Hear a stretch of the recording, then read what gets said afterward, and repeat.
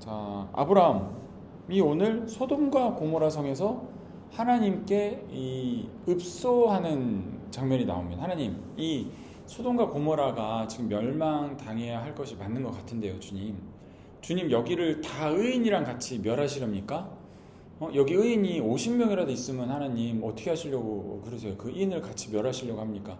그랬더니 하나님이 그래, 내가 의인 50명만 있어도 멸하지 않겠다. 근데 아브라함이 보기에 의인 50명이 없었나 봐요. 그래서 다시 40명. 하나님, 40명의 의인만 있어도 이 성을 멸하지 않으시렵니까? 그랬더니 하나님 또 대답하십니다. 그래, 나는 공의로운 자이니, 제가 이건 붙인 겁니다. 공의로운 자이니 의인이 40명만 있어도 내가 멸하지 않겠다. 그러고 나서 또 아브라함이 이야기합니다. 40명이 없었나 보죠. 20명이 있으면 하나님 이 성을 살려주시렵니까? 그래, 내가 20명 있으면 살려주겠다. 또 하나님, 그럼 10명 진짜 10명만 있어도 살려주시렵니까? 그랬더니 하나님이 그래, 내가 10명 있으면 살려줄게. 근데 이때 상황이 어떠냐면 성경에 뭐라고 나오냐면요, 하나님이 내려와 보셨다라고 이야기를 해요. 하나님이 그냥 마음과 뜻을 가지고 그냥 다 멸망시키고 싶으시면 멸망시키시면 되지, 뭐하러 현장 파악을 하러 오시지? 이런 의미 저는 먼저 들었습니다. 그리고 아브라함이 이야기를 하는데 하나님 또 다 들어주세요. 다 들어주죠. 그리고 결국 마지막에는 하나님, 의인 한 명만 있어도 이 성을 멸하지 않으시면 안 됩니까? 라는 아브라함의 이야기가 나옵니다. 아브라함이 이게 떼쓰는 건지, 성경에 보면 이게 굉장히 특이한 장면이거든요. 하나님이 멸하시겠다고 하고 하는데 선지자들도 그렇게 이야기를 하는 사람도 있지만, 그 아브라함이 지금 하나님 앞에서 하나님 좀 살려주시면 안 됩니까? 하나님이 어떻게 의인이랑 같이 악인들을 멸하시니까 의인이 있는데 살려주시면 안 됩니까? 라고 이야기를 하는 거예요. 근데 이 일이 시작된 것에 뭐라고 나오냐면, 먼저 17절에 하나님, 내가 하려는 일을 아브라함에 숨기겠느냐라고 이야기하세요. 그러니까 지금 마치 아브라함이랑 하나님이 굉장히 그 긴밀하게 이 일에 대해서 소통을 나누는 관계로 지금 표현이 되어 있습니다. 실제로도 그렇고요. 그리고 소멸하에 대한 심판 계획을 아브라함에게 알리시겠다, 내가 아브라함의 이야기를 하고 했다라고 아브라함과 이 심판하는 것에 대해서 마치 상의하고 전략회의를 하는 것처럼 보여지는 장면이에요. 굉장히 특이한 장면이죠. 이게 갑자기 어디 우화처럼 튀어나온 게 아니라 하나님과 아브라함 사이에 응당, 당연히 있어야 할 것을 보여주고, 하나님께서 어떻게 이 세상을 통하여 이 세상에 하나님의 뜻을 펼치시는지 그 공의로운 면에서 나와 있고, 또 그 가운데 한 사람 대표, 지금은 아브라함이 믿음의 조상으로 믿음의 대표하는 사람이거든요. 하나님께서 선택하신 한 사람이거든요. 이 한 사람과 하나님이 어떻게 소통하시는지, 그리고 그 소통하는 사람의 자세가 어떠하지에 따라서 이 세상이 지금 어떻게 될 것인지, 또 이 움직이는 한 사람의 자세와 말투와 마음이 어떻게 돼가고 있는지, 이것들을 지금 보고 있는 거예요. 근데 우리가 힌트를 알 수 있죠. 제목에 뭐라고 되어 있죠? 중보자예요. 중보자라는 건 뭡니까? 어떠한 일을 위하여 대신해서 기도하거나 바라는 사람을 중보자라고 합니다. 근데 이 아브라함이 지금 중보자의 역할이 있다라는 거예요. 그래서 아브라함은 지금 어떤 중보자 역할을 하고 살고 있냐면, 심판보다 먼저 하나님 앞에 살 길을 묻는 사람이 됐습니다. 이거 좀 화면 좀 조정할게요. PPT가 잘 준비되나?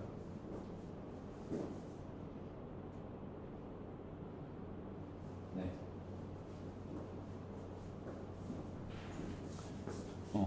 중보자의 역할이 됩니다. 이 심판보다 먼저 살 길을 묻는 중보자로서 오늘 아브라함의 모습을 보게 됩니다.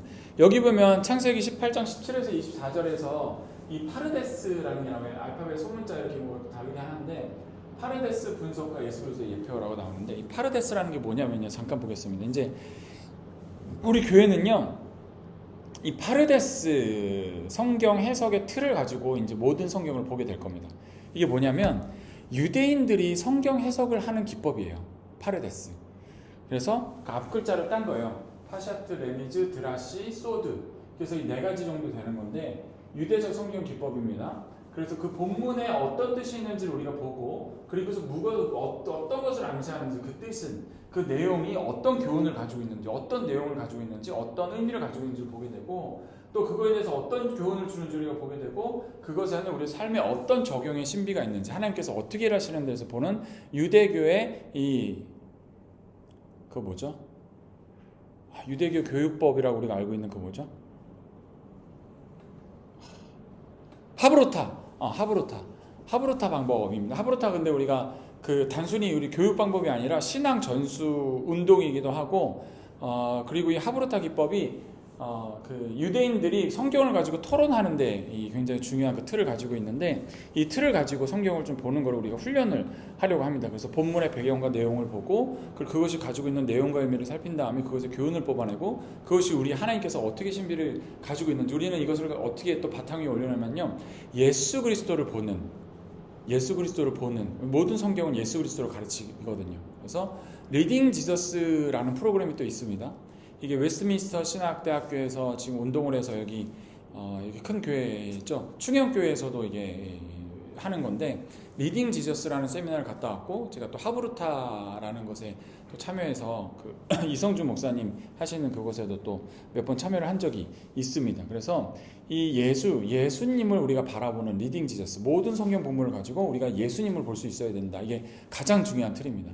그래서 예수님 중심의 본문 해석을 하는데 그 본문 해석의 틀은 우리가 파르데스 유대인들의 하브루타 방식에서 가져온다라는 이 두 가지 틀만 가지고 봐도 이 본문이 굉장히 풍성해집니다. 자, 이런 걸 아시고 우리 한번 보겠습니다. 하나님의 의지가 먼저 우리가 드러납니다. 이 본문에 보면요, 본문의 구조를 살펴보면 내가 하는 일을 아브라함에게 숨기겠느냐라고 이야기를 하세요. 이 숨기겠느냐 하는 것에는 여러 가지 이유가 있는데요. 바로 아브라함의 소명에 대해서 하나님이 인정해 주시는 거예요. 내가 너를 통하여 내 백성을 만들겠다. 네가 복이 되겠다. 네가 복의 근원이 되겠다. 네가 하나님의 백성의 근원이 되겠다라고 말씀을 하셨기 때문에 그 사람의 인격적인 부분을 인정해 주시는 거예요. 아브라함의 소명, 그 부르심 받은 것에 대해서 하나님께서 그것을 인정을 하여 하나님께서 하시는 일에 대해서 아브라함이 모르지 않게 하시는 그 인격적인 하나님의 인정이 들어 있는 겁니다. 그런 상황에서 하나님께서 내려오셔서 아브라함에게 이야기를 합니다. 내가 여기를 심판하겠다라고 해요. 근데 거기 왜 심판을 하게 되냐면 하나님께서 소돔과 고모라의 부르짖음이 크고 죄가 심하다라고 이야기를 하죠. 내가 이것을 심판하는 이유는 이거야 라고 하나님께서 분명히 이야기를 해주시는 상황입니다. 아브라함이 지금 그 상황을 대면하고 있는 거예요. 근데 아브라함은요 이 상황에서 도망가지 않습니다. 하나님 그렇군요. 여기서 죄가 굉장히 심하게 사무치기 때문에 제가 여기서 그럼 도망가겠습니다 라고 바로 그 자리에서 도망가지 않아요. 아브라함은 또 어떤 사명이 있었냐면 하나님의 사랑, 하나님의 공의, 하나님의 말씀의 뜻, 하나님의 생명 살리시는 일, 하나님의 백성을 위해 하시는 일에 대해서 그는 공감을 하고 책임감과 주인의식이 있던 겁니다. 이게 굉장한 겁니다. 아브라함이 단순히 우리가 신앙의 공동체 일원이라고 해서 수동적으로 그걸 믿었던 것이 아니라 마치 이것이 내 교회, 내 공동체라는 책임감의식이 있었기 때문에 하나님께서 이들을 멸한다 하실 때 하나님의 백성이 있을지도 모르는데 멸한다? 이건 안 되는데 하나님 그러면 혹시 50명이라도 있으면 여기를 멸하지 않으시면 안 됩니까? 라고 그 반응이 나왔던 겁니다. 자, 일반적인 아브라함의 질문은요, 창세기 18장 23절 24절인데 일반적인 반응은요 멸망에 대한 확정입니다. 와, 주님 이렇게 멸망시키시라고 하시는군요. 여기에 심판이 임하는군요. 주여 어떡합니까? 라고 하는데 이 중보자로서의 서 있는 아브라함의 자세와 태도와 위치는 하나님 어떻게 주께서 의인을 악인과 함께 멸하라 하시나이까? 라고 질문을 합니다. 이게 태도가 엄청난 거예요. 우리가 교회 공동체 일원으로서 우리 사회 일원으로서 우리 가정의 일원으로서 한 문제가 발견된다면 우리가 그거를 정죄하고 미워하고 싫어하고 밀어내는 것이 아니라 주님 이것을 어떻게 하면 주님의 다시 생명으로 살리겠습니까? 라고 말하는 것이 하나님의 복음을 받은 자의 주인의식이라는 겁니다. 아브라함의 태도가 그랬다는 거예요. 하나님 어떻게 의인을 악인과 함께 멸하라 하시나이까? 주님 살려주십시오. 50명의 의인이 있다면 용서하지 아니하시겠나이까? 라고 수를 제시하죠. 자, 핵심을 바꿔버립니다. 심판에서 보존하는 쪽으로 이 커다란 하나님의 말씀을 바꾸려고 해요. 이게 하나님의 마음을 닮은 자기에게 또 하나님께서 주신 약속에 그 감동된 사람, 그 약속의 마음에 충만한 사람, 하나님께서 나를 통하여 주님의 백성을 이루시겠다는 믿음을 가지고 사는 사람의 마음 태도입니다. 이게 없었다면 하나님께서 심판하신다고? 살리신다고 했는데 심판하시려나 보다 하고서는 그냥 망하는 것보다 이렇게 생각할 수 있어요. 근데 하나님의 마음과 하나님의 공의를 완벽히 믿었던 거예요. 그러니까 우리가 뜻을 이해할 수 없지만 상황을 이해할 수 없지만 하나님은 공의신데 의인이 있다면 하나님께서 멸하실 분이 아니신데 라고 생각을 했던 거죠. 자, 말씀에는 내가 숨기겠느냐, 하나님께서 친밀한 하나님의 말씀에 다가오심이 있었고, 그리고 의인 50민이 있다면 라고 말하는 그 숫자를 기반한 그것이 있었습니다. 그것이 이 남은 자, 내가 남는 사람이다, 나는 주님의 공의 안에 있다, 나는 하나님께서는 이걸 절대 그냥 다 멸망시키시는 분이 아니다 라는 것을 아브라함은 알았던 거예요. 근데 우리가 성경을 지금 순서대로 쭉 보잖아요. 창세기에는 어떤 이야기가 있습니까? 노아의 또 홍수의 심판의 이야기가 있습니다.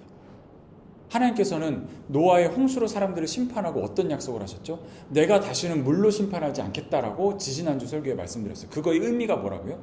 내가 다시는 다 사망시켜버리는, 다 쓸어버리는 심판을 하지 않겠다. 아브라함에게는 이 하나님의 이야기의 마음도 있었던 겁니다. 하나님은 절대 다 죽이는 심판을 하신다고 그러지 않으셨는데, 하나님께서는 그 의인을 살려준다고 하신다는데 다시는 구원이 없게 하지 않으셨는데, 이렇게 소돔과 고모라를 멸망시키다 하는 것은 그때 하셨던 그거랑 같은데 라고 생각을 하는 거예요. 그래서 그는 하나님의 말씀과 하나님의 세우신 공의 앞에 말씀을 드릴 수가 있었던 겁니다. 하나님, 소수의 의인이 있다면 하나님께서 선포하신 공의가 무너지는 것인데, 하나님의 말씀의 명예가 무너지는 것인데, 그게 훼손되는 거 아닙니까? 하나님 50인의 의인이 있으면 어떻게 하시려고 그럽니까? 40인은요, 20인은요, 10인은요, 1인은요. 근데 한 명도 없었다라는 거죠. 아브라함은 이런 마음이 있었습니다. 자, 여러분, 지금 첫째, 둘째, 세 번째 파트로 나눠집니다. 오늘 설교는 첫 번째 파트의 아브라함의 내용이 우리가 되는 겁니다. 자, 세상을 심판하는 이여 정의를 행하실 것이 아님십니까? 공의와 긍휼은 충돌하지 않는다라는 그 마음이 있었던 거예요. 긍휼하심이 있었고 분명히 공의가 있는데 이 두 개가 좀 충돌하는 상황이거든요. 근데 이런 게 우리의 삶의 질문에서 굉장히 많이 나올 때가 있습니다. 하나님은 사랑이시라는데 왜 이런 일이 일어납니까?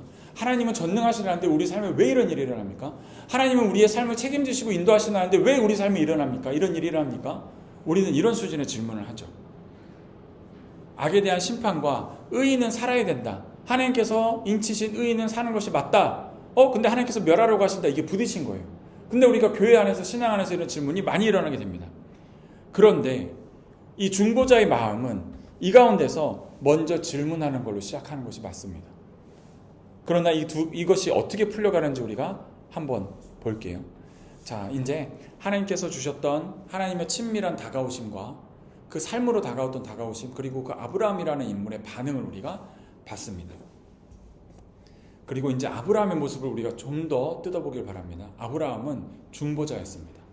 진짜 하나님의 사랑을 아는 사람, 하나님의 사람의 힘을 입은 사람이었어요. 하나님의 힘을 입은 사람.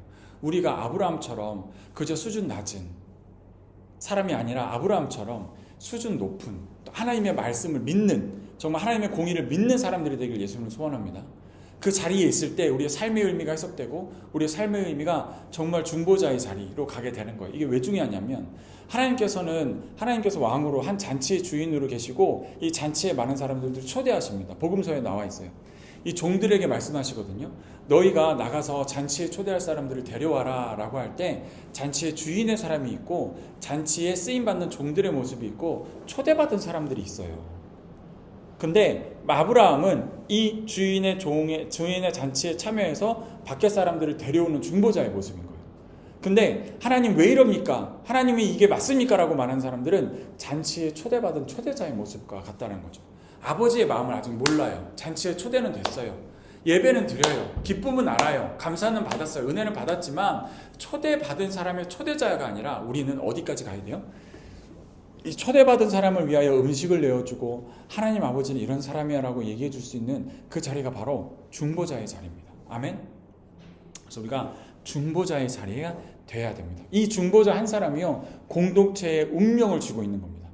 소돔과 고모라가 멸망되지 않을수록 하나님께 읍수할 수 있는 중보자가 되는 겁니다.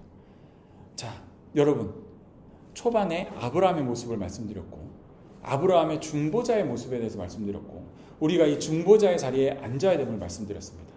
자, 이제 설교의 마지막 부분입니다.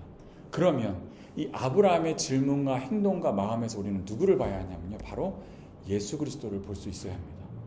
아브라함은 구약시대에 그 소돔과 고모라라는 아주 죄악된 성을 위하여 하나님께 이 성을 살려주십시오라고 하는 하나님의 마음을 닮은 중보자 한 사람이었습니다.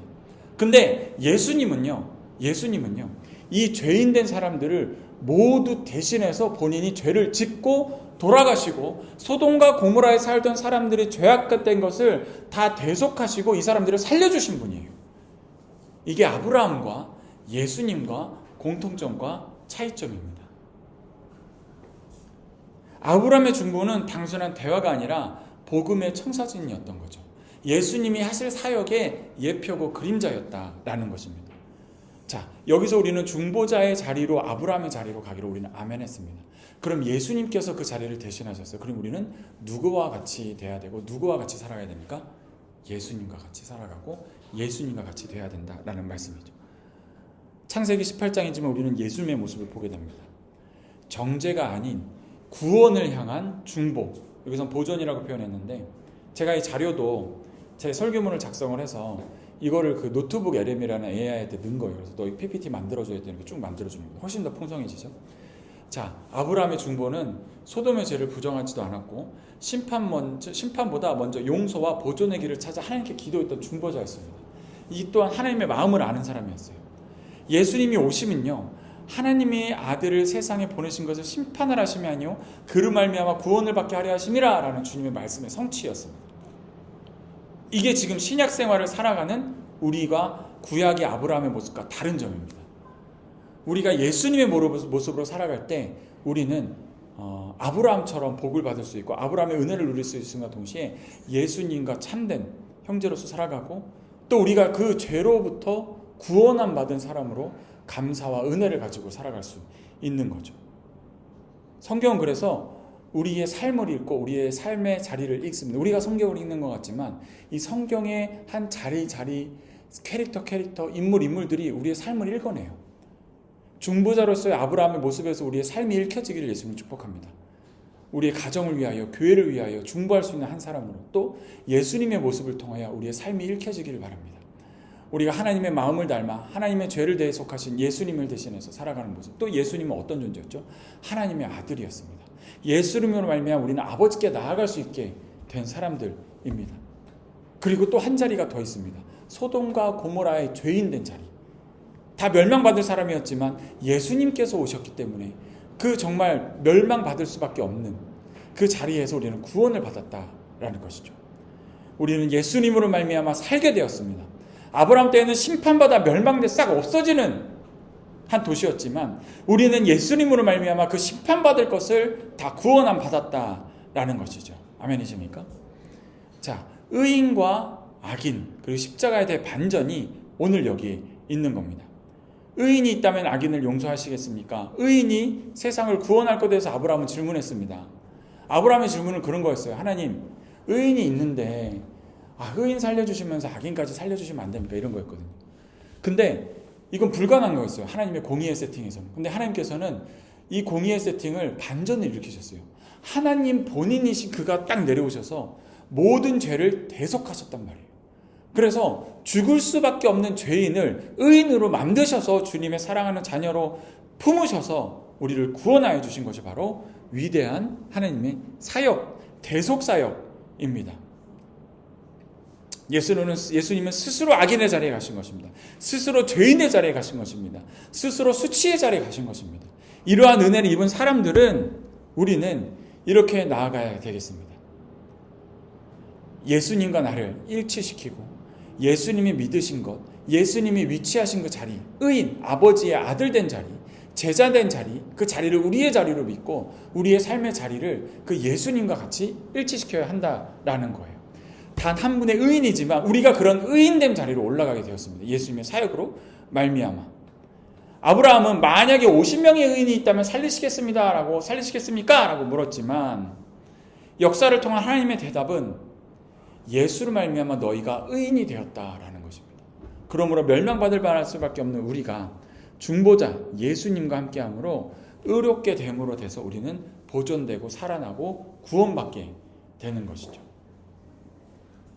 그러므로 우리의 삶의 태도는 죽을 수밖에 없는 삶의 현실일지라 할지라도 위기의 순간에 이제 끝났다, 더 이상 길이 없다, 망했다라고 생각할지라도 하나님께서 우리와 함께 하심을 믿고 예수님께서 나 대신에 이 절망과 고통의 자리를 대속하시고 이기고 승리하신 부활하신 주님을 믿고 주님 이 상황에서도 주님과 함께 하시니 난 살 길이 있습니다. 만약에 주님, 내가 멸망받으면 하나님께서 택하신 의인이 무너지는 거 아닙니까? 라고 질문할 수가 있어야 되는 거죠. 그 믿음의 경지까지 우리가 가야죠.